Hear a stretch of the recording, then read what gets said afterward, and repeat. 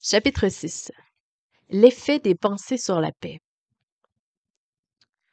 Il y a quelques années, j'ai effectué un voyage dans les Rocheuses canadiennes pour y prendre des photos. Après quelques jours dans cette région magnifique, je souhaitais voir quelques flocons. Dans les montagnes, la neige donne un effet extraordinaire. Les photographies de montagnes, de conifères ainsi que d'autres particularités d'un terrain accidenté sont plus contrastées et plus intéressantes après une chute de neige, surtout s'il s'agit de photos en noir et blanc. Un soir, en allant me coucher, j'ai prié pour qu'il neige. Je n'en demandais pas trop, bien sûr, mais juste assez. Vers le milieu de la nuit, je me suis réveillée avec un poids important sur le thorax et les jambes. Ma tente s'était effondrée. Un ours fut la première pensée qui me vint à l'esprit. J'étais certain qu'un ours s'était précipité sur ma tente pour y trouver un encas, et je ne voulais pas l'être. Je restais allongé, parfaitement immobile, reconnaissant de pouvoir encore respirer. Comme je n'entendais pas d'ours et que je ne sentais aucun mouvement, je finis par me tortiller un peu, pousser la tente et ramper jusqu'à l'extérieur. S'agissait-il d'un ours? Non, mais plutôt d'une couche de neige de 15 centimètres qui couvrait notre campement, nos tentes et tout notre matériel. Ma tente s'était donc écroulée sous le poids de cette lourde neige matinale. Même si j'avais prié pour cette chute de neige, elle me surprit. Lorsque ma tante céda sous la charge, mon esprit ne conclut pas qu'il avait sûrement neigé. Il déduit plutôt que j'allais me faire dévorer vivant, et mon corps réagit conformément à mes pensées. Si j'avais cru qu'il avait neigé, je n'aurais pas été paralysé par la peur. Même si nous savons que c'est la réalité, la plupart d'entre nous ne voulons pas reconnaître que nos pensées influencent dans une grande mesure nos paroles et nos actions. Nos pensées, qui découlent de nos convictions profondes, sont en quelque sorte les contrôleurs de trafic de notre vie. En effet, elles déterminent les endroits où nous allons, les activités auxquelles nous nous livrons et la façon dont nous les pratiquons, les personnes que nous laissons entrer dans notre vie, ainsi que de nombreux autres facteurs dont dépend notre réussite ou notre échec ultime.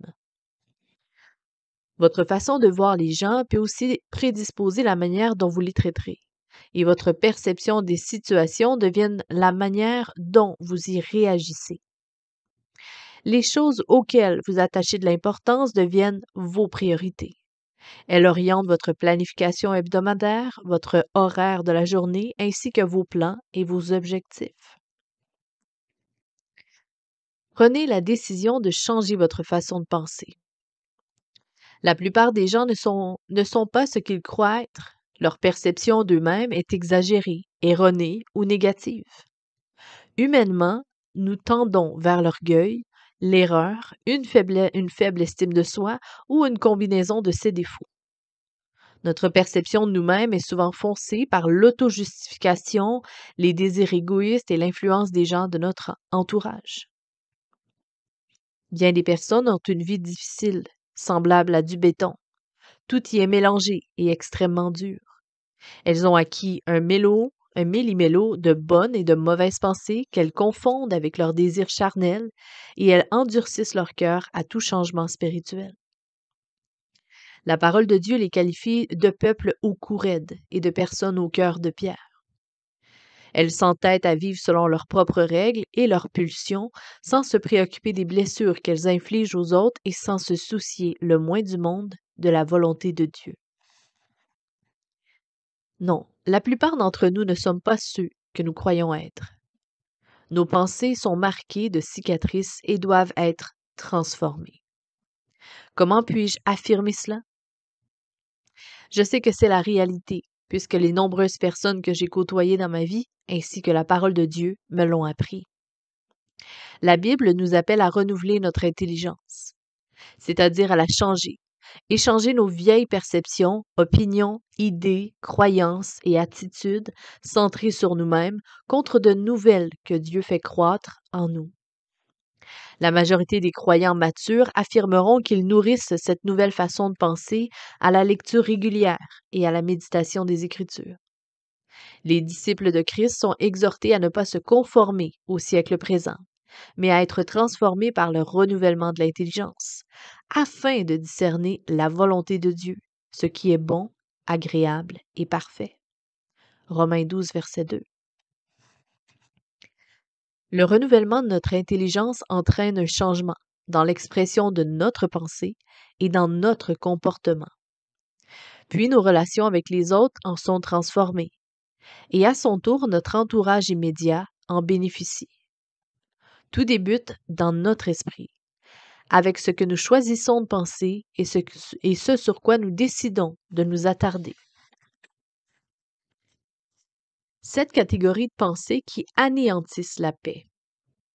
Cette catégorie de pensées font obstacle à la paix. La première, les mauvaises pensées. Les mauvaises pensées comprennent la convoitise du pouvoir, de l'argent, du prestige et des relations sexuelles en dehors du mariage. La convoitise et la paix ne peuvent habiter de même cœur. Si d'une part la convoitise est un désir puissant qui, à la fois, attire et contraint à désobéir au commandement de Dieu, d'une autre part, la colère, la rancœur, la jalousie, l'amertume, la haine, les peurs oppressantes et le désir de vengeance sont contraires à la parole de Dieu et font partie des pensées qu'elle qualifie de mauvaises, car elles éloignent les personnes de Dieu plutôt que de les attirer à lui. Une personne en colère, amère ou rancunière n'est pas en paix, pas plus que celle qui est consumée par la convoitise de la sexualité, des biens matériels, d'une situation prestigieuse ou du pouvoir.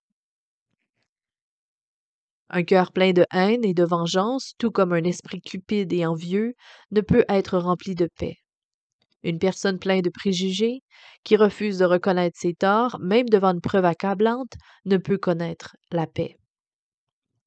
Un individu dominé par la peur n'est pas en paix. Le malin nous trompe en nous donnant l'illusion que nous pouvons nourrir de mauvaises pensées, garder de mauvaises attitudes et pécher tout en étant en paix.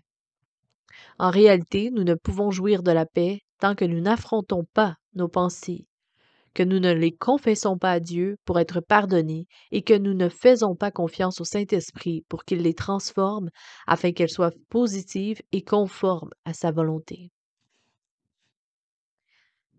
Numéro 2. Des pensées limitatives. J'ai entendu de nombreuses personnes dire qu'elles savaient que Dieu les appelait, mais qu'elles ne pouvaient pas œuvrer dans le ministère. D'autres ont affirmé qu'elles savaient que Dieu voulait leur donner quelque chose, mais qu'elles ne se sentaient pas qualifiées ou dignes de le recevoir. D'autres encore ont déclaré que les personnes qui ont la même arrière-plan qu'elles ne s'en sortent jamais. Les pensées avilissantes viennent du profond sentiment de rejet, de manque d'amour ou de l'impression d'être indigne. Bon nombre de ces sentiments prennent leur source à la petite enfance. En tant que parent, vous avez le pouvoir de mener votre enfant vers une vie pleine d'anxiété et de tourments intérieurs si vous lui communiquez qu'il est indésirable, détesté, sans talent, qu'il ne mérite rien ou qu'il n'a aucune aptitude. Plus vous vous rabaissez et plus vous rejetez la puissance de Dieu qui peut vous élever. Plus vous dénigrez les dons et les talents que le Seigneur vous a offerts, moins vous chercherez à les développer. Une personne qui se rabaisse est agitée, frustrée et anxieuse, car une partie de son potentiel désire être utilisée, mais la pensée avilissante refoule ce potentiel et l'empêche de s'exprimer. Cette personne ne connaît donc pas la paix.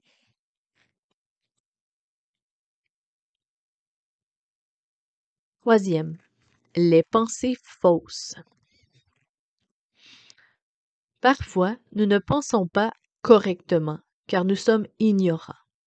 En effet, nous ne connaissons pas exactement les motifs d'une personne, certaines circonstances ou certains faits. La plupart des gens ont tendance à penser du mal des autres plutôt que du bien. Si nous croyons qu'une personne est méchante, qu'elle n'est pas digne de confiance, qu'elle ne mérite pas notre temps ou notre attention, qu'elle n'a pas de valeur aux yeux de Dieu, qu'elle est malhonnête, blessante ou mauvaise, nous ne voudrons pas être en relation avec elle. Nous éviterons de nous approcher d'elle ou de lui être vulnérables. Cette personne nous inspirera de la crainte ou de l'anxiété, des sentiments qui sont incompatibles avec la paix. Parfois, notre évaluation des autres est juste. D'autres fois, elle ne l'est pas. Ce que nous qualifions d'attitude hautaine ou indifférence peut être en réalité une attitude réservée et tranquille. Nous percevons souvent la confiance en soi comme de l'orgueil et nous voyons de la manipulation au lieu d'un désir d'aider l'autre. Il est primordial de nous assurer que nos perceptions sont exactes, ainsi que d'évaluer les raisons qui sous-tendent telle ou telle opinion sur une personne. Vos opinions sur cette personne sont-elles constantes ou variantes selon les circonstances et les situations? Demeurent-elles les mêmes devant d'autres personnes? Penser que nous sommes seuls et isolés est une autre erreur grave, car personne n'est réellement seul. Dieu a un ami, un mentor, un conseiller, un pasteur, un enseignant, un conjoint, un voisin, en réserve pour chacun d'entre nous. Celui qui affirme être seul croit qu'il ne reçoit rien. L'antidote à la solitude est donc de se donner aux autres, de transformer la pensée « je devrais recevoir » en « je dois donner ». Si vous le faites, vous ne serez jamais seul puisque vous serez en relation avec les autres. Quelqu'un a besoin de ce que vous avez à offrir.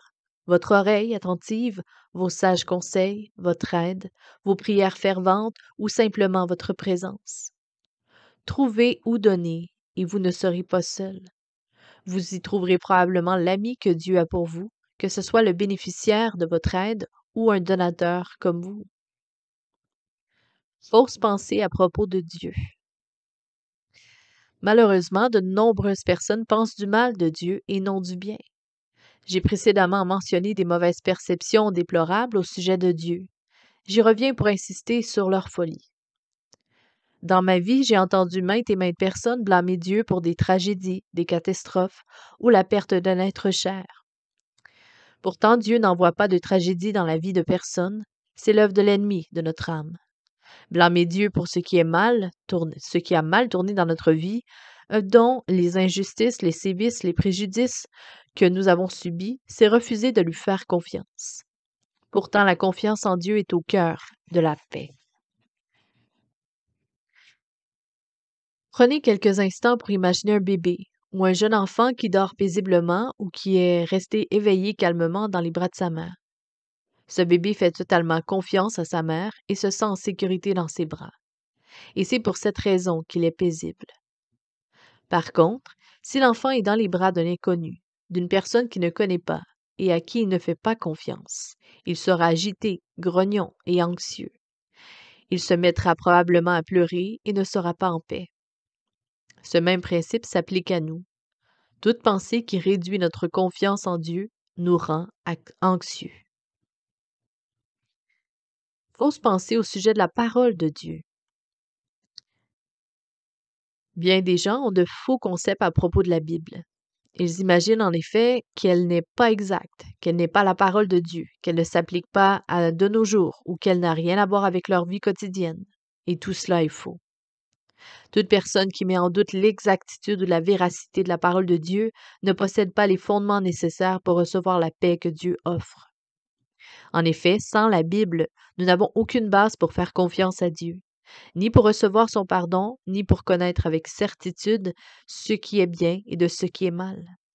Sans elle, nous ne pouvons savoir comment établir une relation durable avec Dieu et des relations paisibles avec les autres. Fausse pensée sur le salut. Voici les 3 erreurs majeures que j'ai entendues au sujet du salut. La première, j'ai trop péché pour être sauvé. Les Écritures qualifient souvent le Seigneur de lent à la colère, ce qui signifie qu'il est patient. Elles montrent qu'elle est riche en miséricorde, c'est-à-dire qu'il est prêt à nous pardonner au moment où nous nous tournons vers lui pour confesser nos péchés et recevoir sa grâce.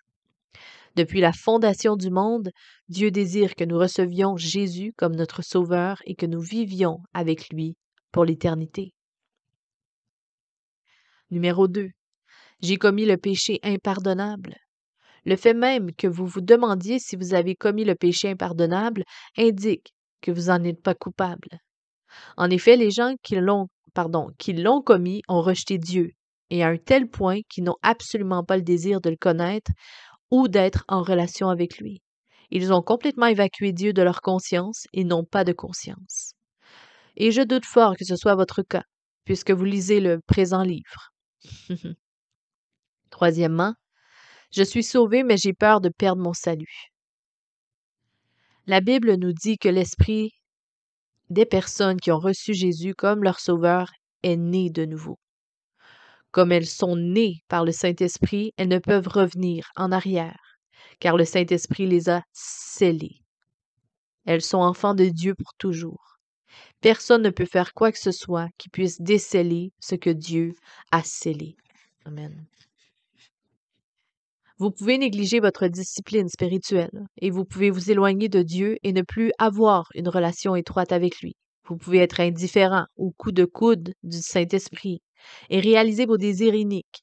Vous pouvez manquer de nombreuses occasions et bénédictions que Dieu veut vous donner et vous pouvez ne pas répondre à l'appel de Dieu pour votre vie et ainsi passer à côté des récompenses éternelles qu'il avait prévues pour vous.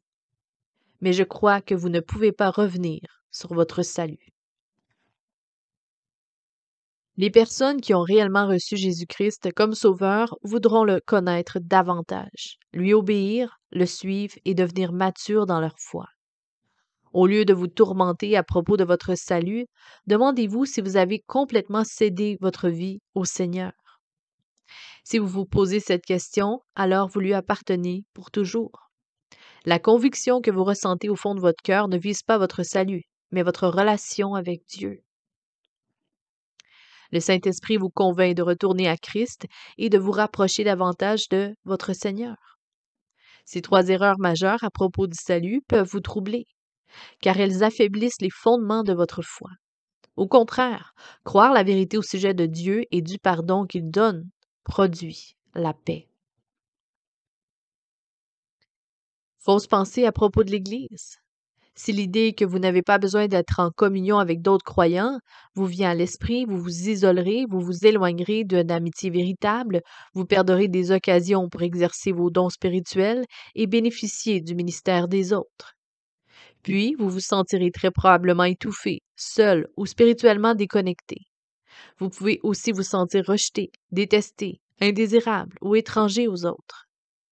Aucune de ces émotions qui proviennent d'une fausse pensée, celle de croire que nous pouvons marcher seuls, n'est compatible avec la paix.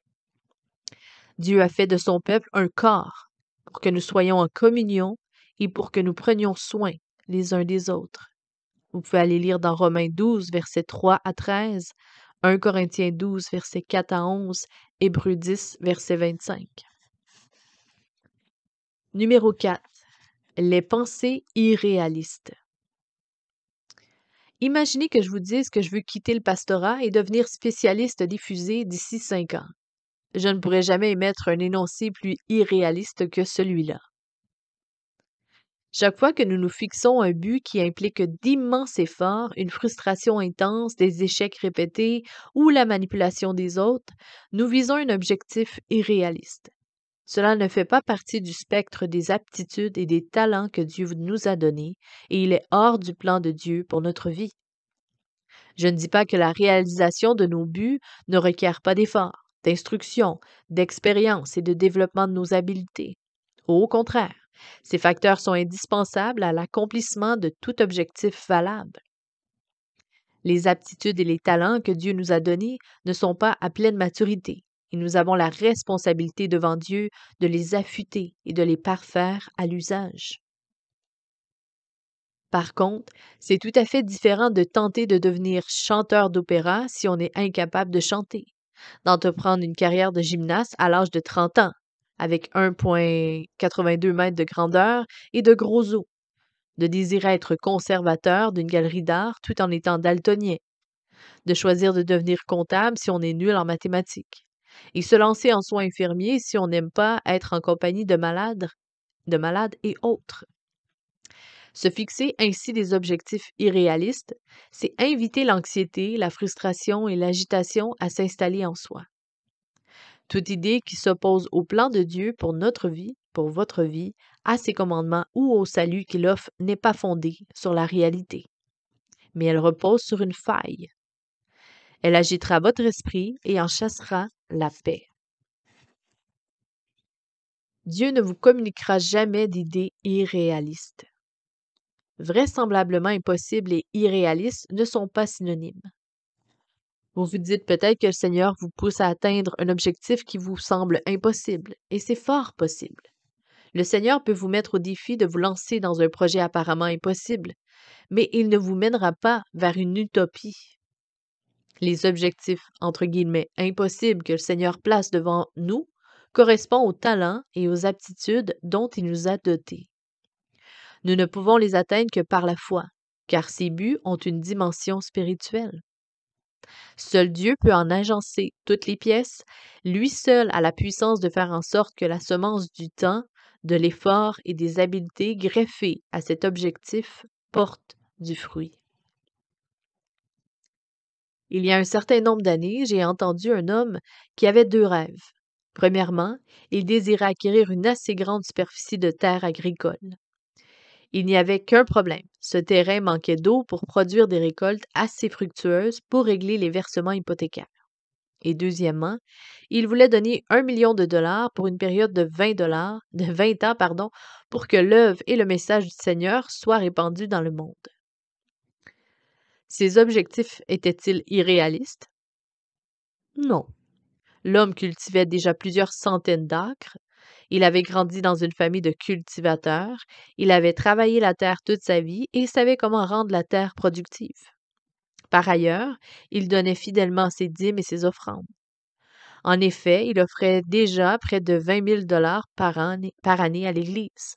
Et de plus, il avait la conviction que Dieu lui procurait un moyen d'acheminer l'eau à la terre, qu'il avait en tête et avait déjà consulté des ingénieurs et des géologues à propos de divers plans d'irrigation. Il était si convaincu d'acheter la terre qu'il donna un acompte. Quelques semaines plus tard, le gouvernement annonça la construction d'un aménagement hydraulique d'une valeur de plusieurs milliards de dollars. Un des canaux principaux serait serait adjacent à la propriété que l'homme venait d'acquérir. En une nuit, la valeur de sa terre avait quadruplé.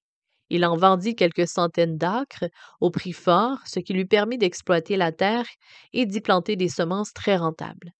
Il réalisa ainsi son deuxième rêve. Il offrit 1 million de dollars à l'œuvre missionnaire en 12 ans plutôt qu'en 20. Les rêves de cet homme étaient-ils irréalistes? Pas du tout. Ils correspondaient à ses aptitudes, à ses désirs, à son expérience et à son environnement. Étaient-ils impossibles? Selon bien des gens, oui. Ceux qui ne voyaient que la réalité du moment ne pouvaient imaginer qu'un jour cette terre pourrait produire des récoltes viables, très rentables. L'homme devait marcher par la foi et attendre le temps prévu par Dieu. Son objectif n'était pas impossible, mais il semblait l'être. Numéro 5. Les pensées rebelles. Les gens qui entretiennent des pensées rebelles se disent: je sais que la parole de Dieu dit, mais je ferai quand même ce que je veux. Je me souviens d'avoir parlé avec un homme assis sur son balcon. Il me fit part de ses intentions et je l'avertis que s'il les mettait en exécution, il ne serait jamais en paix, car il allait violer la loi de Dieu. Il me regarda droit dans les yeux, me dit qu'il le savait, mais qu'il ferait quand même ce qu'il voulait. Je le suppliai de ne pas prendre cette décision et ajoutai qu'il ferait une terrible erreur. Et il répondit que si c'était une erreur, elle serait son erreur. Les événements se déroulèrent exactement comme il le voulait et comme il l'avait prédit, et ses choix détruisirent sa vie et celle d'innocents qui en subirent les conséquences. La rébellion naturelle. Une certaine forme de rébellion nous semble naturelle. Chaque fois que vous sentez émotionnellement qu'une idée est bonne ou qu'elle vous semble être la chose que tout humain ferait, arrêtez-vous. Réévaluez votre projet selon les commandements de Dieu, puisque ce que nous avons envie de faire est rarement la bonne chose à faire. Les désirs égoïstes, l'avidité, la convoitise, la soif de pouvoir sont à la source de la plupart des pulsions de l'homme naturel. Lorsque nous agissons naturellement, nous nous retrouvons presque toujours au milieu d'un désastre, puisque nous opérons en dehors du plan de Dieu, et il ne peut donc pas nous donner sa paix et ses bénédictions, car notre plan est contraire à sa volonté. La rébellion hésitante. Je nomme la deuxième forme de rébellion la rébellion hésitante. Une personne peut clairement savoir ce que Dieu veut qu'elle fasse, en avoir la confirmation et attendre en disant « J'y réfléchis ». Son hésitation peut provenir de la peur ou du doute. Elle peut résulter d'un manque de foi, de l'impression de manquer d'énergie, de force ou de ressources pour accomplir la tâche, ou tout simplement de la paresse.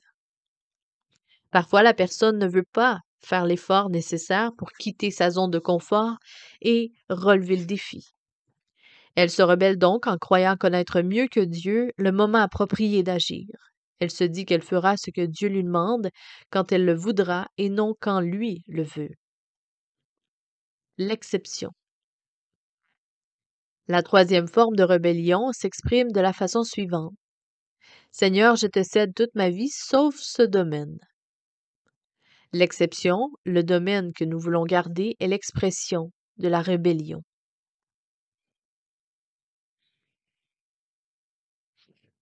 Nous sommes tous susceptibles d'entretenir des pensées rebelles. Ne présumez jamais être trop mature ou trop sage pour y glisser. Demandez plutôt au Seigneur de vous révéler les domaines dans lesquels vous vous entêtez à agir à votre guise, même si cela va à l'encontre de la direction, du moment et du désir de Dieu d'avoir toute votre vie. Rien ne peut compenser une attitude ou une perception rebelle. Aucune bonne œuvre ni offrande ne peut pallier la désobéissance. Le seul fruit que vous pourrez en tirer, c'est la tourmente intérieure. Le cœur rebelle ne connaît pas la paix. Numéro 6. Les obsessions. Les pensées obsédantes harassent et dominent. Elles divisent l'esprit et brisent le raisonnement.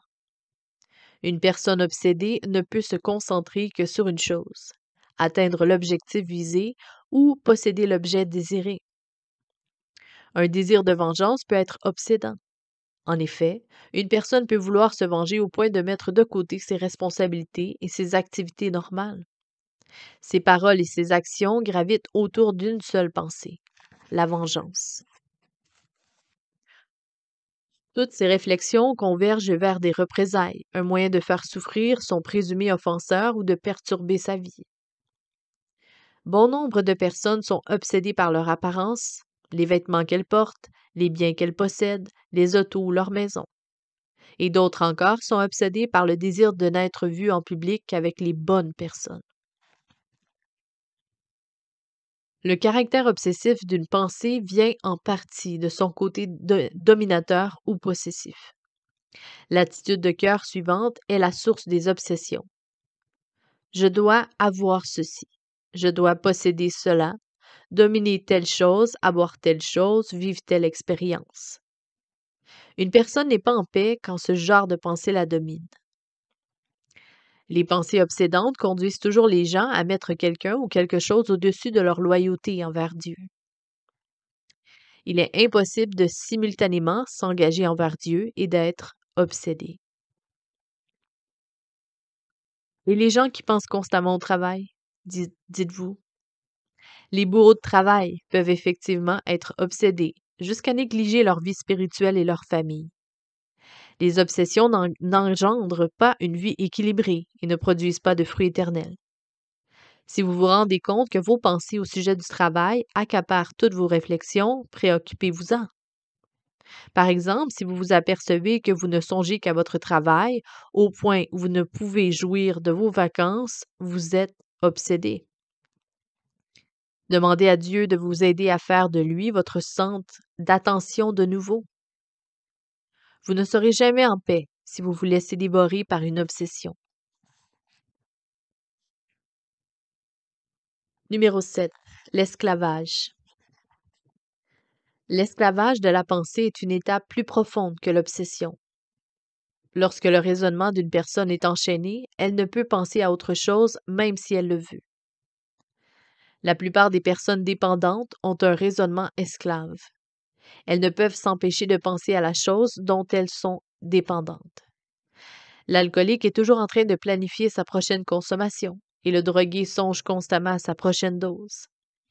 Les pensées liées à leur dépendance occupent leur esprit en tout temps. Un péché habituel peut entraîner l'esclavage de la pensée. Par exemple, l'esprit d'une personne qui vole fréquemment pourrait être conditionné à penser à son prochain méfait. Cette personne se demande continuellement ce qu'elle pourrait voler et à qui. La pensée des gens qui s'adonnent à la pornographie ou à les comportements sexuels anormaux est esclave. La sexualité est le centre de leur vie. Je dois posséder cette chose est la voix de l'obsession, tandis que je ne peux vivre sans cette chose est celle de l'esclavage. Les cauchemars et l'utopie. Les types de raisonnement mentionnés précédemment ont lieu lorsque nous sommes éveillés. Bien des gens souffrent aussi à cause de cauchemars, un type de pensée consciente qui émane du subconscient. Les mauvais rêves peuvent être caractérisés par un comportement inique, impur, vindicatif ou haineux, ainsi que par tout autre comportement négatif. S'ils se répètent, ils peuvent être très bien être un signe d'une obsession ou d'un esclavage inconscient. Il ne s'agit pas des mauvais rêves qui nous empêchent de dormir lorsque nous avons mangé des plats épicés à une heure tardive. Je parle de cauchemars récurrents à cause desquels nous nous réveillons en sueur et terrorisés. Je parle des rêves auxquels nous ne pouvons nous empêcher de penser toute la journée le lendemain, de ceux qui nous hantent, des rêves dont les images et le langage négatif sont extrêmement vifs. Peut-être trouvez-vous opportun de jeûner et de prier sérieusement pour être libéré de tels cauchemars. La même tactique s'applique aux obsessions et à l'esclavage de la pensée. Vous devez rebâtir vos schèmes de pensée à partir de la parole de Dieu. Ainsi, vos anciennes peurs et vos anciennes inquiétudes seront miraculeusement transformées par la puissance de Dieu. Il y a quelques années, une dame me raconta son expérience. Ses cauchemars débutèrent après que son mari eut demandé le divorce pour s'engager dans une relation homosexuelle. Plusieurs fois par semaine, la femme rêvait que son ex-mari lui criait de sévères critiques jusqu'à ce que dans son rêve, elle fonde en larmes. Puis, il s'en alla rapidement, la laissant seule à la souffrance. Ses cauchemars la réveillaient souvent et elle se rendait compte qu'elle avait pleuré dans son sommeil. Son visage était baigné de larmes. Le lendemain, elle ressentait la souffrance, la colère, la douleur et le rejet tout au long de la journée. Elle n'était pas en paix. Lorsque je pensais au cours de la journée au rejet et à la douleur que me causait le divorce, j'arrivais à les gérer, disait-elle. Je priais et je retrouvais la paix. Cependant, toutes mes prières ne semblaient pas me préserver de ces cauchemars. Un jour, une de ses amies vint lui rendre visite de bon matin et la trouva accablée, le visage défait par les pleurs. La femme avoua à son amie qu'elle luttait contre d'horribles cauchemars depuis plusieurs semaines et les lui décrivit.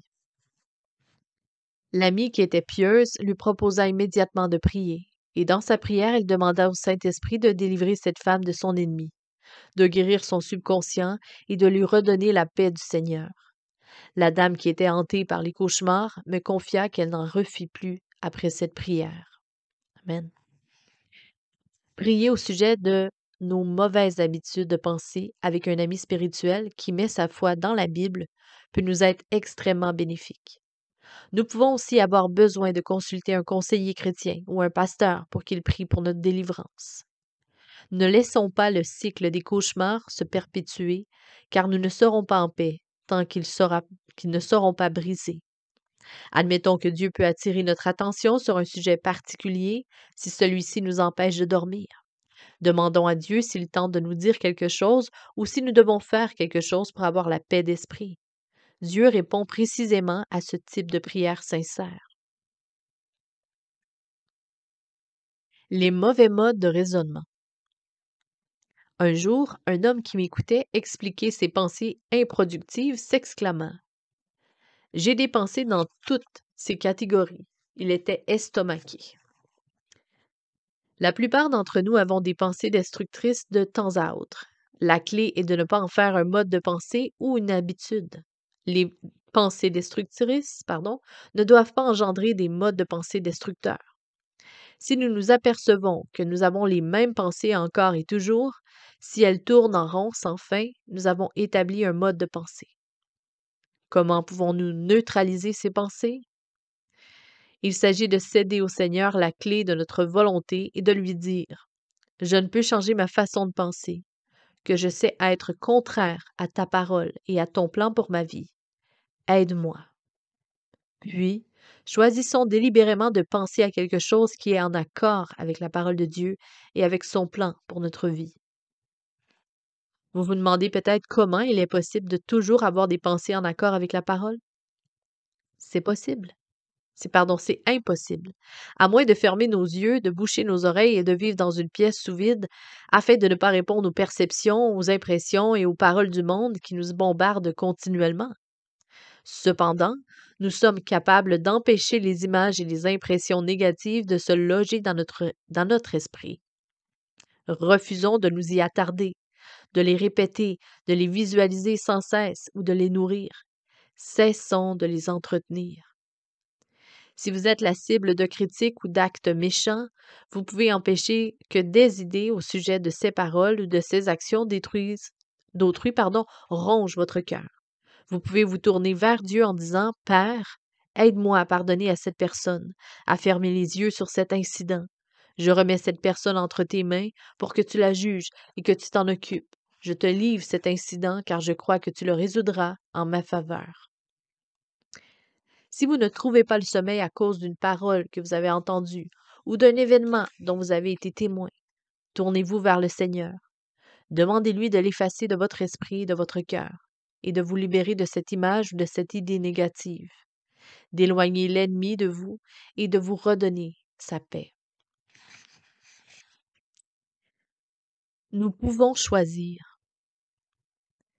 Nous contrôlons le mécanisme qui détermine nos pensées. En effet, nous avons tous la possibilité de choisir de penser à autre chose, puis de nous concentrer sur un nouveau sujet, une nouvelle tâche ou un nouveau problème à résoudre. Chacun d'entre nous peut choisir de croire Dieu ou de se laisser submerger. En outre, un enfant de Dieu qui se dresse résolument contre les façons de penser qui sont nettement nuisibles recevra un moyen d'échapper à cette situation. Si nous faisons un pas dans la bonne direction, le Seigneur nous aidera à détourner notre attention de notre problème ou de notre mauvais mode de pensée pour la fixer sur autre chose. Certaines personnes dont les processus mentaux sont si malsains et si embourbés dans des voies impies peuvent avoir besoin de recevoir des conseils sages et professionnels inspirés de Dieu de la part d'un pasteur ou d'un conseiller. Admettons que demander de l'aide d'une personne qui a les habiletés et l'expérience requises en temps de besoin n'est jamais un signe de faiblesse ni une honte. Gardez nos cœurs et notre paix. Vous rappelez-vous le texte cité précédemment que l'apôtre Paul, à un âge avancé, a écrit à ses amis de Philippe alors qu'il était emprisonné? En Philippiens 4, versets 6 et 7. Ne vous inquiétez de rien, mais en toute chose, faites connaître vos besoins à Dieu par des prières et des supplications avec des actions de grâce. Et la paix de Dieu, qui surpasse toute intelligence, gardera vos cœurs et vos pensées en Jésus-Christ. Il leur a dit que les prières de foi et de reconnaissance leur assuraient une paix intérieure, quelles que soient les épreuves qu'ils devraient affronter. Essentiellement, il leur a expliqué qu'il avait un choix à faire: inviter Dieu à faire partie de leur vie par la prière et les actes de foi, ou la vivre seule. Il leur a aussi écrit: Au reste, frères, que tout ce qui est vrai, tout ce qui est honorable, tout ce qui est juste, tout ce qui est pur, tout ce qui est aimable, tout ce qui mérite l'approbation, ce qui est vertueux et digne de louange, soit l'objet de vos pensées.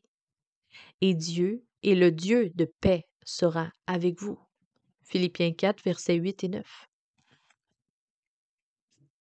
Ces versets résument extraordinairement bien le sujet du présent chapitre. Ils nous exhortent à fixer notre attention sur ce qui est vrai, noble, vertueux, aimable, pur et digne de louange et à le méditer. Méditer signifie remplir l'esprit afin qu'il répète, énumère ou réitère constamment ce qui est bon. Il ne s'agit pas d'avoir une pensée passagère, mais au contraire, de réfléchir profondément à quelque chose, de l'analyser et le considérer dans son ensemble, et d'en rechercher la compréhension complète. Le mot hébreu traduit par murmure est étroitement associé à la méditation. Autrefois, les Juifs murmuraient les Écritures afin de les mémoriser. Seulement quelques personnes avaient accès au parchemin. La plupart des gens entendaient la parole qui était lue au cours des prières et des cultes, et ils s'engageaient à la mémoriser en la répétant oralement, encore et toujours dans leur esprit. Croyez-moi, si vous vous mettez à mémoriser une grande partie des Écritures, votre raisonnement se transformera au cours du processus. Vous ne pouvez tout simplement pas avoir de pensées négatives tout en songeant à la parole de Dieu. Si vous méditez sur les bonnes choses de la vie, votre esprit sera dominé, imprégné, entièrement captivé par de bonnes idées, de bons concepts et une bonne intuition. Qu'est-ce que cela signifie pour notre vie? Lorsque nous choisissons de penser à ce qui nous inspire, nous encourage, nous enseigne et nous bâtit émotionnellement, nous désirons faire la volonté du Seigneur et lui demeurer fidèles. Quand nous choisissons de méditer sur sa majesté et sa gloire, notre foi et notre confiance en lui sont accrues. Au bout du compte, la vérité réside en Dieu seul. Les pensées les plus nobles que nous puissions former sont celles qui le concernent. C'est lui qui incarne les plus hautes normes de justice. Seul le Seigneur est absolument pur et bon. Les choses de Dieu sont les plus aimables, les plus vertueuses et les plus dignes de louange. Pensez combien Dieu a été fidèle envers vous par tant de bonnes choses. Songez à son plan et à son but éternel pour vous, de même qu'à la demeure céleste qui vous prépare. Nous ne pourrons jamais nous lasser de penser à la bonté et à la grandeur de Dieu. Notre louange envers lui est sans fin. Choisissons d'agir comme Jésus agissait. Entretenons notre vie de prière, gardons nos pensées, cherchons Dieu et ce qui est bon. La parole de Dieu nous promet que la paix de Dieu sera avec nous si nous remplissons notre esprit de ce qui est vertueux et digne de louange. À bientôt.